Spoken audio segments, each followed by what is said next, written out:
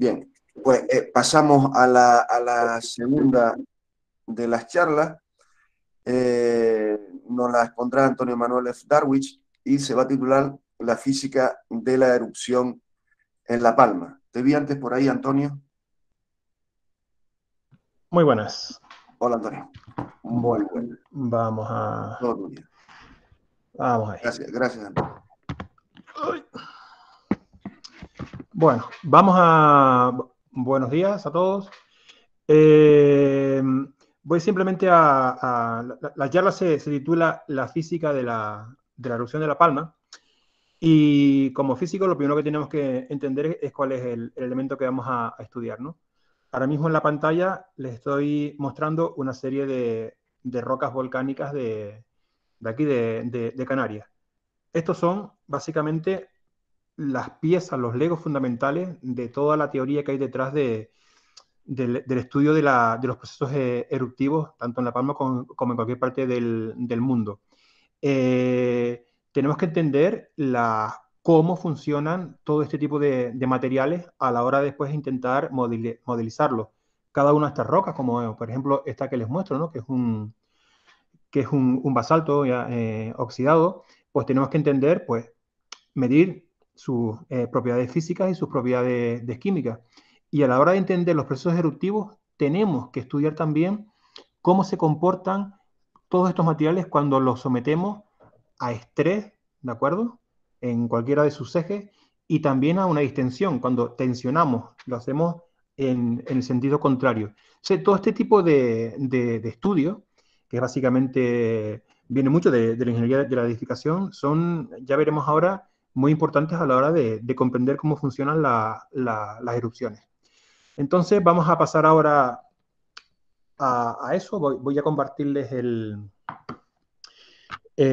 documento.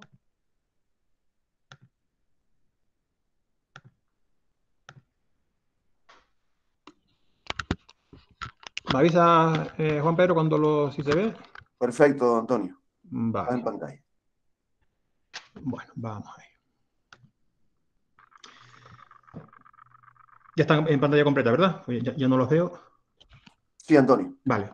Bueno, No, este trabajo que les voy a mostrar surge en el año 2007. Desde el 2007 estamos metiendo a la Palma en erupción teórica, básicamente casi todos los días, un poco para intentar entender cómo cómo afectaría una erupción en la isla de la Palma a los observatorios astrofísicos. ¿De acuerdo? Entonces, la idea básica que hay detrás es entender el efecto que tendría la actividad geológica de La Palma o de Tenerife, otros sitios, en los observatorios astrofísicos. Esa es un poco la idea básica que hay detrás de los estudios que hemos llevado a cabo.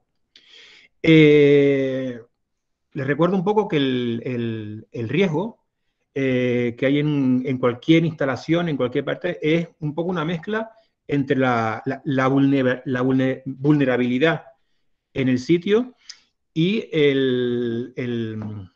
la peligrosidad, el peligro que hay en algún lugar. La vulnerabilidad, en nuestro caso, estará asociado a los edificios, a los telescopios. El peligro será la actividad geológica. Para bajar el riesgo, recuerden que es una especie de conjunción entre vulnerabilidad y peligro, debemos bajar la vulnerabilidad, hacer los edificios, en este caso los telescopios, lo menos, que se vean lo menos afectados posible ante el peligro. ¿De acuerdo? Es complicado controlar el peligro. No somos todavía capaces de decirle a una erupción que sea de mayor o menor amplitud. Por lo tanto, lo que podemos un poco controlar es la vulnerabilidad. El peligro es el que hay. Desde el punto de vista de la ingeniería, normalmente los riesgos, el peligro, la probabilidad de que ocurra algo muy fuerte es poco probable, ¿de acuerdo? Entonces, aunque sea poco probable, hay que tenerlo en consideración. En el caso que nos ocupa, imaginemos uno de los de un telescopio de nueva generación, que son monstruos de, básicamente, edificios de 60, 70 metros de altura, y que el edificio no es un búnker, el edificio alberga instrumentación que tienen que tener una estabilidad que puede llegar al nanómetro, ¿de acuerdo? Entonces estamos hablando de infraestructura muy, muy delicada. No estamos hablando ya que no queremos que se caiga el edificio, lo que no queremos es que haya movimientos más allá de las micras, ¿de acuerdo? Entonces es un tipo de riesgo, un reto a la ingeniería bastante potente. En nuestro caso, les pongo aquí un ejemplo con el riesgo sísmico. Eh, lo que ocurra, por ejemplo, una erupción es poco probable. Aunque sea poco probable, lo que nosotros queremos es que nuestra observatoria siga funcionando. ¿De acuerdo? Entonces, tenemos que intentar reducir lo más posible esa vulnerabilidad de las instalaciones telescópicas. ¿Eso qué significa? Gastar más. ¿De acuerdo? Entonces, ¿cómo se reduce eso en astrofísica? Pues invirtiendo dinero en sitios donde el riesgo geológico sea menor. ¿De acuerdo? Entonces, una de las ventajas que tenemos en Canarias, aunque seamos una región geológicamente activa, es que somos menos peligrosos que nuestros competidores directos, que son Hawái y Chile. Entonces, nuestra idea es vender que somos una zona donde el riesgo geológico es bajo a la hora de estudiar el impacto con los observatorios. ¿De acuerdo? Entonces, esa es un poco la moto que hemos estado vendiendo desde el año 2007 y es un poco lo que les quiero mostrar a continuación. Fíjense, por ejemplo, en octubre de 2006 hubo un terremoto de magnitud 7 en Hawái, en el norte de la isla de Hawái. Lo que le muestra en esta gráfica es el tiempo que tardaron algunos de los telescopios en volver a funcionar, ¿de acuerdo? Ahí tienen, por ejemplo, el japonés Subaru, los Keck o el Gemini, tardaron entre 25 y 100 días en volver a funcionar. No significa que el telescopio se haya caído, simplemente que a lo mejor en el caso de Subaru hubo un desalineamiento óptico tan potente que el telescopio estuvo parado 100 días. 100 días es un coste muy, muy grande de mantenimiento de uno de estas instalaciones. Por lo tanto, ¿qué podemos hacer? No podemos decirle a Hawái que no haya terremotos, porque es una zona geológicamente activa, ¿de acuerdo? Entonces, de este tipo de fenómenos, pues hay un aprendizaje y un poco intentamos entender cómo minimizar el impacto. Lo que nosotros desde Canarias queremos vender es que aquí en Canarias la instalación de estos telescopios costaría significativamente menos porque la actividad geológica aquí en Canarias es significativamente menor que en nuestros competidores. Claro, aquí tienen el caso de La Palma, en el observatorio el 30 de octubre de este año. Ven el cielo que está un poco oscuro, no es calima, es la ceniza que viene de la erupción de la Palma. ¿Qué significa esto? Que todos los estudios que hemos hecho para vender lo maravilloso que es Canarias no han servido para nada porque ha habido una erupción, somos geológicamente activos, por lo tanto hemos estado mintiendo. Pues esto es un poco lo que les quiero comentar a lo largo de lo que queda de la charla. Una vez más les recuerdo que los telescopios de los que estamos hablando no es un telescopio amateur de estos de ir a ver la Luna, son monstruos de este tipo, como el telescopio solar de 4 metros, Gran Tecan de casi 11 metros, el LT de 42, el Array Cherenkov, el Magallanes, el TMT, estamos hablando de telescopios de espejos de más de 30 metros de diámetro, ¿de acuerdo? Entonces, son inversiones enormes de dinero y por lo tanto el buscar sitios geológicamente estables es lo ideal. El caso que nosotros nos ocupa es la isla de La Palma. Aquí tienen un mapa de sombra. En color salmón tienen lo que es la zona que se conoce como Cumbre Vieja, ¿de acuerdo? No es un volcán, es un conjunto, una alineación de pequeños conos volcánicos, porque eso es una zona se llama de rift, donde es muy probable de que, y lo hemos visto, de que pueda haber erupciones. Es el edificio más moderno, más nuevo dentro de La Palma y en el puntito negro que aparece al norte de la isla, donde pone ORM, es la localización del observatorio del Roque de los Muchachos, ¿de acuerdo? Entonces, esto es nuestra zona a estudio. ¿Está el observatorio lo suficientemente lejos de Cumbre Vieja como para considerarlo que está en una zona geológicamente tranquila? Vamos a ver. Como les comentaba, este estudio nos lo encargó el Instituto de Astrofísica en 2007, un poco primero para hacer una lluvia de ideas de qué tipo de procesos pueden afectar al observatorio. Entonces, lo primero que hicimos fue una lluvia de posibles parámetros que hay que tener en cuenta, ¿no? Aquí se los pongo, lo dividimos en 4. El primero que consideramos fue pues, el impacto directo a los telescopios, como puede ser, ¿no?, una sacudida sísmica, la inclinación, la deformación de las monturas de los telescopios, la contaminación o la corrosión de los espejos debido a fluoruros, cloruros, dióxido de azufre, que seguro que lo han oído mucho, la contaminación de todo lo que es los sistemas hidráulicos de apuntado en los telescopios debido a la ceniza volcánica, y el daño a todos los sistemas eléctricos también debido a la ceniza volcánica. Un segundo grupo de parámetros que consideramos fue el daño no directamente a los telescopios, sino a todas las facilidades de apoyo, ¿no? Como puede ser las zonas donde se reparan o se realuminizan los espejos, daños a todo el sistema de computación, de almacenaje de datos, y daño directo al personal, ¿no? Que les pase algo, que les caiga una bomba volcánica o cualquier historia de esta. Daños indirectos a las comunicaciones, como puede ser pues, que los terremotos o el flujo de lava pues, inunden carreteras de acceso o las plantas eléctricas, que haya destrucción de líneas eléctricas, cables de datos, etcétera, etcétera. Y el cuarto conjunto de parámetros que consideramos fue el daño indirecto a las infraestructuras de tipo local y regional, ¿no? Como daños o problemas, impactos en puertos y aeropuertos, estaciones eléctricas, de suministro de combustible, y el posible efecto de tsunamis a puertos y aeropuertos, ¿de acuerdo? Entonces, esto fue un poco la lluvia de ideas que tuvimos. Seguro que muchos de ellos le sonarán ahora, ¿no? De la erupción, del dióxido de azufre, la ceniza, etcétera, etcétera. Pero que sepan que el conjunto de parámetros que habría que considerar en su conjunto para considerar que un sitio es lo suficientemente estable, a nosotros se nos ocurrió todo esto. Obviamente no estudiamos todo, porque imagínense, esto es un trabajo de muchos años, pero un poco que vean a lo que nos dedicamos. Todo esto fue en el 2007. Este es el típico estudio que tú haces, bueno, lo hago, va a quedar bien, y como nunca va a pasar nada, pues no voy a tener problemas en las tonterías o no que vaya a decir. Pero da la casualidad que a la isla se le ocurre en el 2021 entrar en erupción.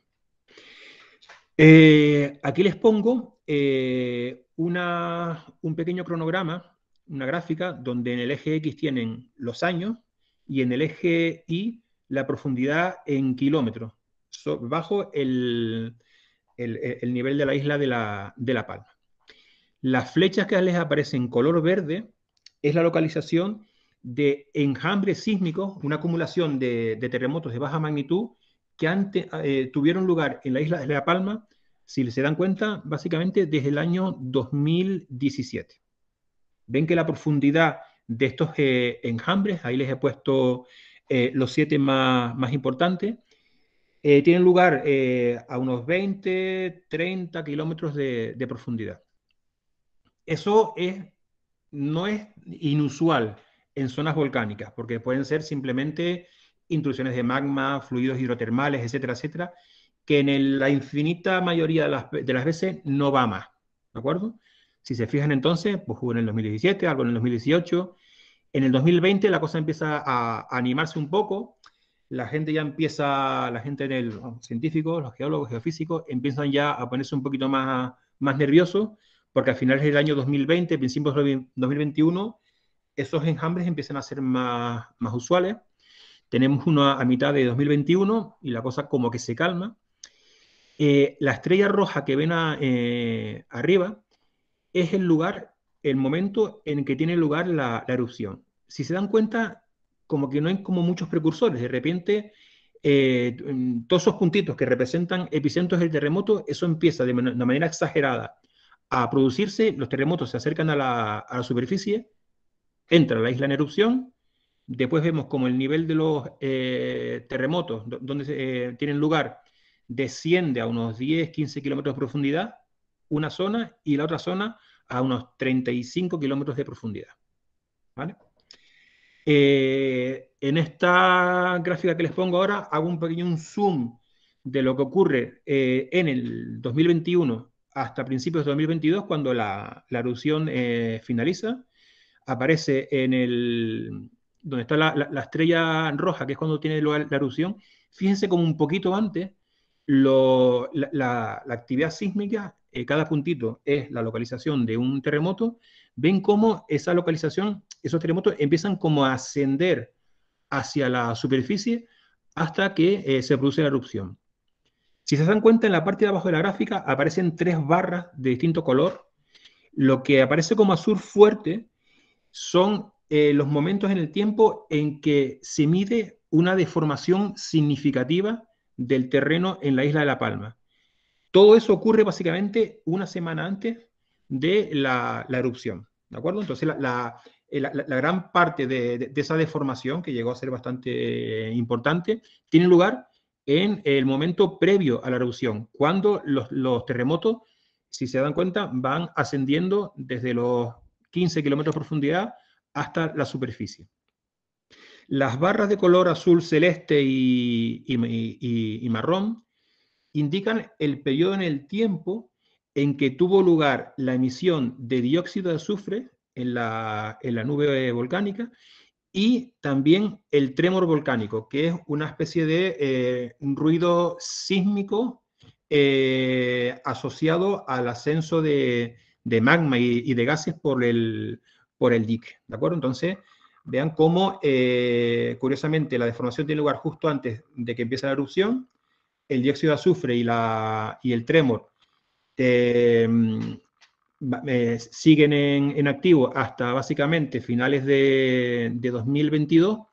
Cesa el trémor y también el dióxido de azufre, pero la actividad sísmica a los 15 kilómetros y a los 35 continúa un tiempo más. Incluso todavía en la actualidad se sigue notando esa actividad, que está más relacionada con el cese de la erupción, ¿de acuerdo? La reorganización de todo el edificio, ¿no? El cierre de grietas, etcétera, etcétera, pues que ha dado lugar a todo este tipo de actividad. Que ya Pablo en la siguiente charla les hablará un poquito más. Incluyo 2 gráficas, que una es la de la deformación, la que aparece con la letra C, y la letra D es un poco la distribución espacial de los terremotos que les mostré antes en las gráficas anteriores. No hablo mucho aquí. Cuando hablamos de una erupción de las que esperamos en La Palma, lo que vamos a esperar en La Palma va a ser siempre en lo que llamamos Cumbre Vieja, en la parte sur de la isla. Estamos hablando siempre de erupciones fisurales, o sea que el terreno básicamente se abre, echa material volcánico, puede que forme un cono como el que de la erupción actual y poquito más. Pero desde el punto de vista físico, matemático, teórico, ¿de qué va una erupción de este tipo? Podemos tener un poco la idea de que una erupción es algo así. Tenemos a lo mejor una especie de reservorio, para ti, Pablo, magmático, unos 30 y pico kilómetros de profundidad. Después otra reserva de magma de cámara magmática a unos 10 kilómetros, ¿de acuerdo? Y después unos diques que tiran para arriba para que haya una erupción como la que ha ocurrido en La Palma, ¿de acuerdo?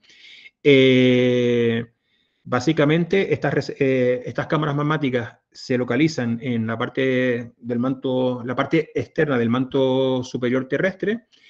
Esto sería una especie de esquema muy simplón. La realidad suele ser mucho más complicada. Entonces, en lugar de esto, imagínense que la cosa es más esto, ¿de acuerdo? Entonces tenemos no una sola reservorio magmático, sino puede haber mucho, ¿de acuerdo? y los hay. Entonces, ¿cuál de ellos se va a activar? Siempre hay un sistema como de bombeo de unos a otros. Si se dan cuenta, aquí he representado a unos 5 kilómetros de profundidad lo que seguramente habrá ocurrido en la erupción de La Palma, que uno de esos reservorios subió hasta la base de la corteza oceánica, donde se asienta la isla de La Palma. La corteza es básicamente el periodo Jurásico y sobre eso se asentó La Palma. Entonces, ahí hay un cambio drástico, ¿no? en la composición. Ahí se empozó, vamos a llamarlo así, ese reservorio, y con el tiempo, por los años, consiguió la suficiente sobrepresión para que un sistema de diques subiese muy rápidamente, en cuestión de días, para dar lugar a la erupción. En física, como esto es muy complicado, recuerden que en física lo normalito es cuando las cosas se complican, vamos a hacer una simetría esférica y listo. Entonces, aquí les pongo un esquema muy simplificado de lo que puede ocurrir en una cámara magmática. La cámara la hemos expresado hoy en forma de esfera, ¿de acuerdo? Entonces, a la hora de modelizar la física y las matemáticas de una erupción, hay que tener en cuenta muchísimos parámetros. Importantes, lo que es la pared de la cámara magmática, su viscosidad, cómo es capaz de aguantar pues, el estrés, cómo se tensiona, cómo se fractura. Después del propio magma, pues su química, su viscosidad, qué tipo de reología tiene. Y después, si el magma es capaz de avanzar en forma de dique, ¿de acuerdo? Entonces son muchísimos parámetros que hay que tener en cuenta a la hora de un poco entender si va a haber una erupción o no. Cuando hablamos de diques, hablamos de un modelo como el que les muestro aquí. Un dique es básicamente una especie de sábana, ¿de acuerdo? Un paño que sube hacia la superficie. Puede tener una forma irregular, entonces donde primero toque esa plancha de magma a la superficie, pues donde se va a producir la fisura y donde va a haber una erupción. A la derecha ven cómo con el tiempo esa fisura ha emitido la suficiente cantidad de material como para crearnos un cono volcánico. Entonces, esto es básicamente lo que había estado ocurriendo en profundidad en la isla de La Palma.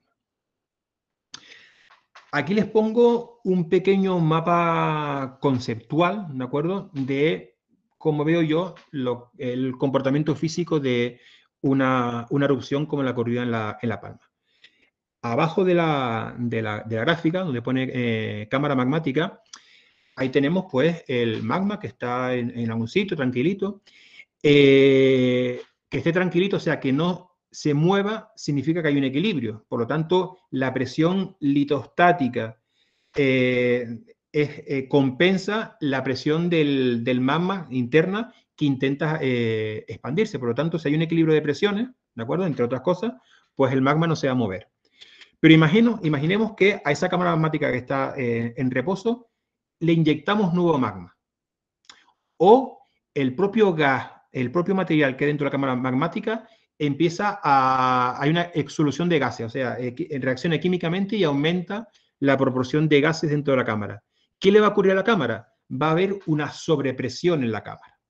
¿De acuerdo? Entonces, la sobrepresión es el problema. ¿Por qué? Porque se pueden dar dos condiciones. Que la sobrepresión vaya teniendo lugar poco a poco, en el tiempo, en años, ¿de acuerdo? Entonces, si la sobrepresión tiene lugar poco a poco, las propias paredes de la cámara, de la cámara magmática, que se van a comportar como una especie de fluido viscoso, van a ser capaces de absorber esa sobrepresión, ¿de acuerdo? Pero si la sobrepresión ocurre en espacios cortos de tiempo, las paredes de la cámara se van a comportar de manera elástica, ¿de acuerdo? Y llegará un momento en que haya una ruptura. ¿Cuándo ocurrirá esa ruptura? Cuando los esfuerzos tensionales hagan que la roca no sea capaz de soportarlo y se abra y se fracture, ¿de acuerdo? Entonces, al abrir una fractura, el magma se mete en la fractura y empieza a ascender, a moverse fuera de la cámara, en lo que vamos a llamar un dique, ¿de acuerdo? No todos los diques van a llegar a la superficie, todo va a depender de la viscosidad del magma, de si la presión es lo suficientemente fuerte para que el dique suba, a qué profundidad está, etcétera, etcétera, etcétera.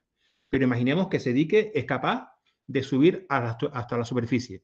La fractura y empieza tiene lugar una erupción de las que llamamos fisurales, alimentada por los diques. Y ahí va a haber tres cuestiones que vamos a ser capaces de medir, que se los pongo aquí en color negro. Por una parte es la sismicidad, por otra parte es la deformación del terreno, y por otra es todo lo relacionado con el material eruptivo.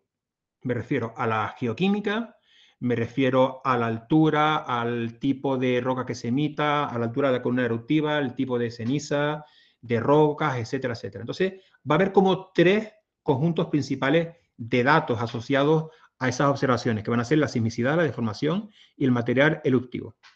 Desde el punto de vista físico, súper chulo esto, porque ya tenemos modelos matemáticos muy interesantes que nos asocian la energía sísmica liberada durante la erupción con las dimensiones y la presión en el dique. También tenemos modelos que relacionan las dimensiones del dique, ¿de acuerdo?, con la deformación esperable en superficie. Y también tenemos modelos que nos relacionan el flujo de material a través del dique con sus dimensiones, con la cantidad de material que entra en erupción. Por lo tanto, vamos a tener incluso matemáticamente tres fuentes distintas que nos van a dar información sobre la tipología del dique. Y el dique va a estar relacionado a su vez con la sobrepresión, ¿de acuerdo? Y la sobrepresión va a estar relacionado a la vez con la cantidad de material que se ha inyectado a la cámara magmática. Por lo tanto, relacionando las observaciones que podemos tener con los modelos que tenemos, vamos a ser capaces de tener de aquí en adelante, muchos mejores modelos predictivos que nos sean capaces de decirnos, oye, hay un aumento de la actividad sísmica, esto va a ser capaz de inducir un dique que llegue hasta la superficie. Entonces, ese es un poco el futuro a medio plazo, ¿de acuerdo?, de la física de las erupciones. Y datos como los obtenidos aquí en La Palma, que han sido infinitos, la cantidad de datos que hay, van a mejorar seguro bastante todo este tipo de modelado. ¿De acuerdo? Nos interesa es mejorar nuestros precursores. Una vez que la erupción empieza, ahí no tienes nada que hacer, ¿de acuerdo? No hay científicos de películas de ciencia ficción que vayan a apagar un volcán. Lo que intentamos es saber con antelación si vamos a ser capaces de entender esas señales y si esas señales son lo suficientemente significativas para alertarnos de lo que puede o no puede pasar. Hago una especial mención a dos parámetros que no son de los normales que se miden en erupciones, que son, además Pedro habló de ellos, es el radón, por una parte, y la temperatura. Porque son parámetros que también se pueden medir a lo largo del tiempo. El radón se encuentra en las rocas. Si hay una sobrepresión en las cámaras magmáticas, etcétera, etcétera, va a haber un cambio en el sistema de estrés del conjunto, del subsuelo. Por lo tanto, puede haber una variación en la emisión de radón. Por lo tanto, el radón puede ser un elemento interesante a seguir midiendo, ¿de acuerdo?, para completar todo este sistema, todo este esquema mental que les he puesto. Y, por supuesto, la temperatura. El radón tiene una ventaja, ya lo comentó Pedro, que es un gas noble, por lo tanto, no tiene las manías que tiene, por ejemplo, el CO2 o el SO2, que son compuestos químicos, que les va a dar por reaccionar químicamente con otros compuestos. Por lo tanto, el radón tiene esas ventajas, que no nos complicamos mucho la vida con reacciones químicas que puedan estropearnos un poco los modelos. El trabajo que hicimos en su momento sobre el riesgo geológico, en el 2007, ya vieron antes la cantidad de parámetros que podíamos medir, ¿no? Ya tenemos un poco de idea de la física que les acabo de poner. Pues estos eran los 5 parámetros que nos dedicamos a medir, que es cómo de importante es la sismicidad, el efecto de la sismicidad, del flujo de lava, de la caída de ceniza, de la deformación del terreno y de grandes deslizamientos a la hora de caracterizar un determinado observatorio, como puede ser La Palma o Chile, como óptimos a la hora de instalar grandes telescopios. Por aquí paso muy rápido porque no... En el riesgo sísmico, el tipo de riesgo que se mide, que es simplemente cuánto esperas que se te acelere el terreno en un determinado número de años, incluyendo ahora toda la actividad sísmica de La Palma sigue siendo, junto con Tenerife, si lo comparamos con Hawái o con Chile, estamos todavía a años luz de menor riesgo que estos dos sitios, ¿de acuerdo? Incluyendo toda la actividad sísmica actual, está todavía debajo de los parámetros, o sea, está dentro de los parámetros esperables para Canarias. Otro apartado que tiene que ver con la sísmica astronómica, se las pongo en estas dos figuras que les pongo ahora. Esto es el ruido sísmico, ¿de acuerdo? Las dos líneas que aparecen a trazo es cómo se comporta por lo alto y por lo bajo el ruido sísmico a nivel mundial, ¿de acuerdo? Entonces ven en el eje X la frecuencia y en el eje Y el ruido en decibelios, ¿de acuerdo? Entonces ahí ven el ruido sísmico. La línea negra que aparece entre las dos que tienen ahí es el ruido sísmico estándar en el Roque de los Muchachos, ¿de acuerdo? Entonces está tranquilamente dentro del ruido sísmico normal en el mundo. Las trazas a colores que ven ahí es el equivalente al ruido sísmico, pero de la atmósfera. Si comparamos el centelleo de la atmósfera con el ruido sísmico, estaría a ese nivel. ¿Qué significa esto? Que el ruido sísmico en La Palma está muy, muy por debajo del centelleo de las perturbaciones estándar de la atmósfera. Por lo tanto, estamos más que curados en salud en este sentido. Y en el caso del Teide, lo mismo. ¿De acuerdo? Entonces, el ruido sísmico, en el caso del Teide, es un poquito mayor, se fijan en el entorno del hercio, más o menos, que tiene que ver más con la cuestión del océano, ¿de acuerdo? Del ruido inducido por el océano. Respecto al flujo de lava, obviamente el riesgo es cero en el observatorio de Roque de los Muchachos, porque está a 2.400 metros de altura, y Cumbre Vieja, que está al sur, está como 1 kilómetro más abajo. Por lo tanto, la lava por ahora no es capaz de volar. Por lo tanto, el riesgo por flujo de lava e impacto directo en el observatorio es nulo. La deformación del terreno, del que después les hablará con más detalle Pablo, en nuestro caso nos interesa la deformación del terreno asociada a las observaciones astronómicas, ¿de acuerdo? Aquí tienen un mapa así muy simple de La Palma. El cuadrito que les aparece en color gris corresponde al modelo de un dique, ¿de acuerdo? Enterrado a 5 kilómetros de profundidad con un ángulo de 40 grados hacia la superficie, que es un poco lo que se cree que ocurrió en esta erupción actual. Pero curiosamente, este modelo es del 2007. ¿De acuerdo? Entonces, bueno, ¿y cómo lo adivinaste? No, es que cuando haces un proyecto como este tienes que meter en miles de diques por todas partes un poco para hacer una simulación y una estadística del asunto, ¿no? Entonces, la intrusión de un dique va a crear un campo de estrés en el subsuelo que se va a transmitir en forma de deformación en la superficie. Y eso es algo que se puede medir. Por lo tanto, puede haber una interacción o una medida directa entre la deformación y qué la está causando en el interior. Aquí les pongo dos ejemplos.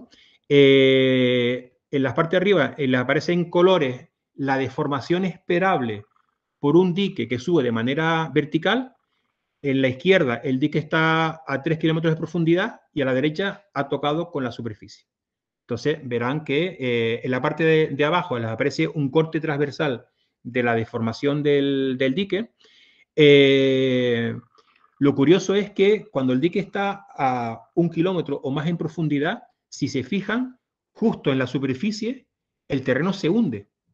Lo pueden ver en la gráfica de la izquierda, la que está abajo, verán cómo justo donde está el dique, el terreno se hunde. ¿De acuerdo? Cuando llega a la superficie del todo, el terreno se va a elevar. ¿Por qué se hunde el terreno cuando el dique está en profundidad? Pues recuerden que el dique es como una pared que tiende a expandirse lateralmente. Por lo tanto, como se intenta expandir lateralmente, va a crear ¿de acuerdo? Una bajada del nivel de estrés en altura, por eso el terreno tiende a hundirse. Estos dos modelos también teóricos de los estudios que hicimos es suponiendo que el dique, en vez de ser vertical, tiene una ligera inclinación de unos 40 grados. A la izquierda lo tienen cuando el dique está como a un kilómetro de profundidad, y a la derecha cuando ha tocado tierra. Fíjese en el que está a la izquierda, y lo que les pongo ahora es la deformación del terreno en la erupción de La Palma, ¿de acuerdo? Entonces, el caso del dique teórico está un poquito más al norte que el que ocurrió en La Palma, pero fíjense que básicamente es la misma idea e incluso la misma magnitud. Estamos bastante contentos con lo que salió. Pero esto es deformación, ¿de acuerdo? Lo que a nosotros nos interesa es, ¿esto está afectando de alguna manera al observatorio? Entonces, a nosotros más que la deformación nos interesa la inclinación del terreno, ¿de acuerdo? Porque eso es lo que va a afectar al apuntado de los telescopios. Entonces, este es una medida que hicimos de, tanto en Tenerife como a la derecha ven en Hawái, en Chile, a la izquierda abajo Hawái y a la derecha abajo en La Palma. Son distintas simulaciones de todo tipo de perrerías que le puede pasar al terreno. En el caso de Tenerife, deformaciones por cámara magmática en el Teide, por diques en una de las dorsales, por un incremento de la actividad sísmica entre Gran Canaria y Tenerife. En Chile, lo típico que es la subducción de las placas. En Hawái también pusimos ahí una erupción en el Kilauea. Y en La Palma, lo que aparece ahí en amarillo y naranja son las zonas de influencia que se podían ver afectadas por deformaciones inducidas por actividad volcánica en lo que es Cumbre Vieja. ¿De acuerdo? Entonces, ven que el observatorio queda muy, muy por encima de esa zona de influencia que está en color amarillo, de esas deformaciones asociadas a la actividad geológica. En el caso, ya para ir finalizando, lo típico, bueno, y se podría caer la mitad de La Palma al mar, y ¿se acuerdan, no? Todo el rollo de los tsunamis y demás. También hicimos un estudio muy simple sobre esta historia, viendo un poco las zonas de mayor perfil en Hawái, Tenerife y La Palma. Aplicamos un modelito donde metíamos un dique, el dique se intenta expandir con agua, etcétera, etcétera, y ver si existe la suficiente presión en el dique lateral, más la acción de algún evento sísmico que sea capaz de desplazar grandes cantidades de terreno. Entonces, por mucho que le metíamos, la probabilidad de que eso ocurra en La Palma salía básicamente nula. ¿De acuerdo? Entonces, eso también es un estudio que también llevamos a cabo. Y ya para finalizar, casi lo más espectacular, ¿no?, que pudimos ver en la erupción de La Palma era las columnas eruptivas y todos los fenómenos asociados a las columnas eruptivas. Aquí les pongo pues el impacto en la aviación, como ya habíamos dicho en esos parámetros que queríamos estudiar, y sobre todo el efecto, que es muy importante aquí, que es el del viento. Estos son imágenes de Santa Cruz de octubre del 2021. Ven ahí en el observatorio astronómico en Santa Cruz, pues en la azotea pues le tienen ahí ceniza, ¿de acuerdo? De la erupción de la Palma. Esa ceniza llegó de la erupción de la Palma porque ese día en particular el viento en altura estaba soplando en dirección hacia Tenerife, ¿de acuerdo? Entonces la columna eruptiva era lo suficientemente elevada para que el viento en altura fuese capaz de dispersar la nube y llegar hasta, en este caso, hasta Tenerife, y provocar problemas con la aviación, etcétera, etcétera.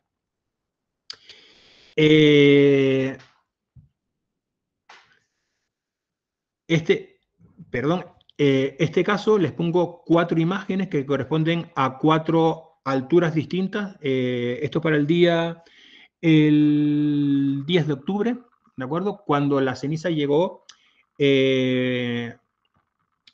a Tenerife, ¿de acuerdo? Entonces, fíjense cómo la primera flechita, la de la izquierda, que es a 700 milibares, corresponde a la dirección del viento, como rola desde La Palma hacia Tenerife, pero cuando vamos hacia la superficie, ven que el viento pues va en el típico dirección del alisio, ¿de acuerdo? Entonces, es importantísimo el control climático para ver la dispersión de la ceniza. Por lo tanto, aquí los modelos meteorológicos juegan un papel fundamental. Para nosotros, desde el punto de vista estadístico, es muy importante conocer los modelos de viento estadístico y la dispersión de la difusión en la atmósfera para predecir un poco hasta dónde llegaría la ceniza volcánica. Esto es el observatorio en La Palma, donde llegó también la ceniza. Ven aquí coches aparcados en el observatorio. Es nada, son micras, ¿de acuerdo? Lo que pasa es que es negro y parece muy espectacular, pero lo que llegó no fue mucho. Y ese día en particular, que fue el 31 de octubre, fíjense, la flecha indica la dirección del viento a 700 milibares. Obviamente, norte, el volcán estaba en el sur, por lo tanto, fue capaz de transportar la ceniza hacia el norte. Para modelizar las nubes hay que tener en cuenta el movimiento de las nubes volcánicas, hay que tener en cuenta estos parámetros. La dirección y velocidad del viento, la altura y masa de la columna eruptiva, la distribución del tamaño de las partículas dentro de la nube y después parámetros atmosféricos como es la difusión atmosférica y la difusión de la columna eruptiva. ¿De acuerdo? Aquí les pongo un poco estadísticamente la velocidad y dirección del viento en la isla de La Palma. Esto es estadísticamente también la distribución del tamaño de la ceniza, ¿de acuerdo? Que es un trabajo que se está haciendo ahora también en La Palma. Y estos son los resultados que obtuvimos para esos modelos. Fíjense que en el caso de La Palma nos salía que básicamente lo peor iba a ocurrir hacia el este. Pero les he puesto una foto en que el observatorio se había visto ligeramente cubierto con ceniza. ¿Dónde la hemos pifiado? La pifia no es tanto pifia porque lo que nosotros estudiamos fue la acumulación de grandes cantidades de ceniza, de 10 centímetros para arriba. ¿De acuerdo? Entonces, esto es unas cantidades mínimas de ceniza, por eso rola hacia el oeste. Aquí tienen las simulaciones que hicimos. Esto es el grosor de acumulaciones de ceniza para distintos modelos de difusión atmosférica, ¿de acuerdo? Para la erupción para una posible erupción de La Palma, ¿de acuerdo? Entonces, para distintos tamaños del grano y para distintos tamaños de la columna eruptiva. Fíjense que cuando la columna eruptiva es muy pequeñita, no es muy alta, la ceniza tiende a irse en la dirección del alisio, ¿de acuerdo? Hacia el oeste. Mientras que cuando alcanza ya los 6.000 metros de altura, tiende también a irse hacia el este, debido a la dirección del viento predominante en altura. Y ya con esto acabo. Esto fue un poco el resumen de ese trabajo que hicimos en el 2007, que comparado con lo que ocurrió en el 2021, la verdad es que nos sentimos bastante orgullosos porque se clavó bastante bien el posible y, gracias a Dios, el no posible impacto en el observatorio.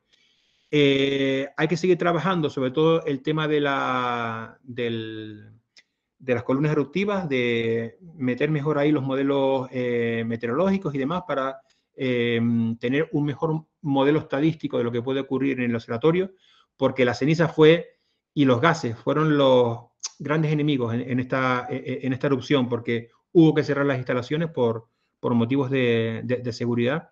Por lo tanto, no está mal darle un poquito más de caña a ese asunto. Y Juan Pedro, con esto acabo. Muchas gracias. Estupendo, Antonio. Gracias a ti. Gracias a ti por la estupenda exposición.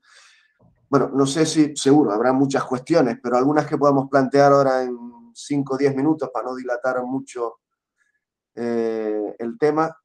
¿Alguien tiene alguna cuestión que quiera plantear rápidamente? El tema seguro que da para mucho, ¿no? Sí. Bueno, yo en relación a lo que comentaba Antonio, como precursores, siempre nos queda aquella idea de qué tenemos que medir o qué debemos medir con mayor precisión para tener una más o menos certeza de predicción de una erupción, ¿no? En ese sentido, si tuvieras las posibilidades de medir cualquier cosa con toda la precisión que se quisiera, según tu experiencia, ¿qué debiéramos medir primero? ¿El radón? El, ¿Qué el otras PAC, cosas? el PAC tiene que incluir sí o sí la sismicidad, deformación y gravedad. Esos tres, desde el punto de vista predictivo, geofísico, ese PAC seguro. Después estaría el kit geoquímico, ¿de acuerdo? Que sería pues todo tipo de gases y elementos disueltos. Y yo creo que en el caso del radón, lo pondría dentro de un pack vamos a estudiar eso con detalle, puede ser una cosa, y es interesante, innovadora, y yo lo incluía en un pack un poco mayor que sería radón, campo eléctrico, campo magnético, porque creo que están todos relacionados. Seguro que esto está más desarrollado en cuestiones de sismicidad, de grandes terremotos, la conexión tierra y ionosfera. Todo, básicamente, bueno, tú lo sabes, la atmósfera es una gran batería, ¿no? Entonces, la propia emisión de radón puede cambiar la distribución del campo eléctrico en la atmósfera. Yo creo que hay cosas para estudiar muy interesantes, pero el PAC, que ahora afortunadamente en Canarias lo tenemos creo, bastante cubierto, de formación, gravedad, sismicidad, es importante. Ahora lo que hay que hacer, que es lo que el futuro próximo, es meter todo eso dentro de los modelos, empezar a tener modelos interesantes, estructurales, de velocidad sísmica, etcétera, de las islas. Vamos, yo creo que en este campo, igual que tenemos unos cielos maravillosos, pues en Canarias tenemos una infraestructura geológica. Las islas están horadadas por todos lados, ¿no? Sí, Tanto la isla de Tenerife. todo el tema de galerías, pozos. Las galerías es que hubo hasta proyectos los grandes detectores de neutrinos, por ejemplo, que al final se instalaron en Italia y demás. Hubo proyectos de instalarlos aquí en Tenerife, en algunas de las galerías. Porque no hay que olvidar que la gran ventaja que tiene Canarias es que estamos a 2 horas de todo. Hay lugares maravillosos en la Antártida, hay lugares maravillosos perdidos en Chile, en las montañas, pero por cercanía, por infraestructuras, por tener dos universidades potentes con las que poder colaborar, yo creo que esa es la gran ventaja que seguimos sin utilizar, creo yo. Exactamente, sí, sí. Bueno, pues agradecerte otra vez, Antonio, la fantástica charla y seguro que recibirás algún correo con muchas cuestiones. Amenazante, ¿no? Del cabildo. Exacto. Gracias, bombero. Me desconecto. Gracias, tío.